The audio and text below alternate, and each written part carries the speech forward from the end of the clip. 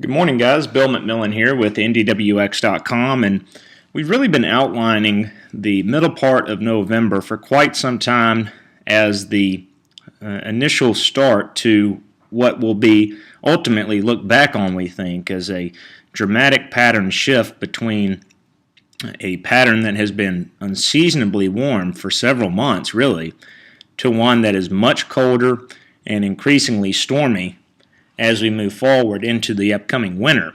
And we've outlined the middle of November as the start of this transition to take place. Now, that's always been kind of thought as the step down, if you will, process to the pattern kind of going between the transition from warm to cold.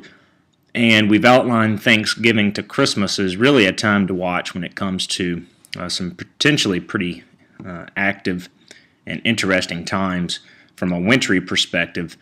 Really see no reasons to change that thought process. And if you haven't had an opportunity to read our complete winter outlook, it's available on the website, ndwx.com.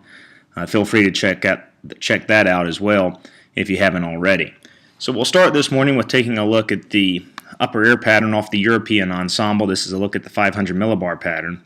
And this is really the beginning of what is going to be that step down process, if you will, to a colder pattern ultimately as we move forward. A couple of things to pay attention to.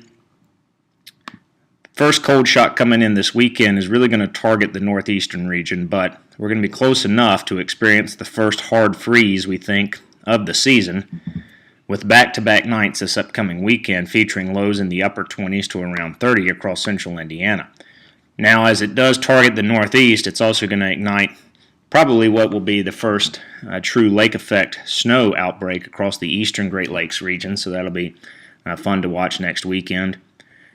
Secondly, though, is what is really becoming a more interesting look to the pattern here out there towards days 9 and 10. And the European is not by itself here in this overall interesting or intriguing look to the overall pattern. Now, out here 10 days away, especially what has been a very warm pattern in the overall sense of things for quite some time, we can't go out here and say, oh, we've got a major winter storm brewing out there at day 10 by any stretch of the imagination. But what we can say is that it is an intriguing look. Something we'll definitely have to continue to monitor closely. The potential is there for some wintry precipitation types to get involved in some form or fashion across the Midwest with this kind of setup as we move forward. So we'll certainly be keeping an eye on that. Again, though, this is really just towards the beginning of what will be that step down process from warm to cold, and we really want to bracket Thanksgiving to Christmas for the more significant impacts from a wintry perspective and a cold perspective. So really no changes there. Off to a beautiful start this morning. Lots of sunshine across the Ohio Valley, the Midwest, Great Lakes. Temperatures really pretty close to where we should be this morning. As of this video update, temperatures in the lower 40s, a couple of upper 30s out there as well. Not as much frost around the area this morning as we had yesterday. We had some pretty widespread frost across central Indiana. Good to see that finally after what's been such a warm period here. We'll take a look at the GFS forecast model 6Z and put this into motion, and we're really in a dry regime here, guys, over the upcoming 7 to 10 day period. We've got a weak cold front that will scoot through here late on Election Day evening. It could offer up a shower. This is not going to be a big deal, though. Certainly should really not play any sort of significant impacts on those that are getting out to vote on Tuesday.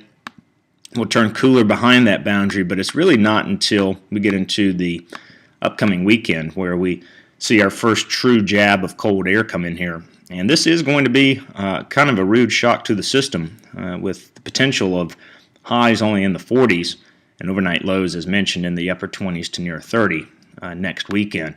It will be breezy as well, and also going to ignite that lake effect across the eastern Great Lakes region. Models are keying in on that first hard freeze as well here. This would be valid Sunday morning, widespread temperatures in the upper 20s across central Indiana. Saturday morning as well, though, offers up the potential of a hard freeze across the area. Guys, that will do it for the Sunday morning video update. Again, heading closer and closer to that step-down process in the weather pattern from a warm to a cold look, and we see no reason to divert our thinking on the Thanksgiving to Christmas period being very wintry, certainly colder than where we've been, and if we got down to it, I think that period will run colder than normal as a whole as well. Make it a great day. Enjoy what will be a beautiful day across central Indiana. We'll talk with you soon on NDWX.com.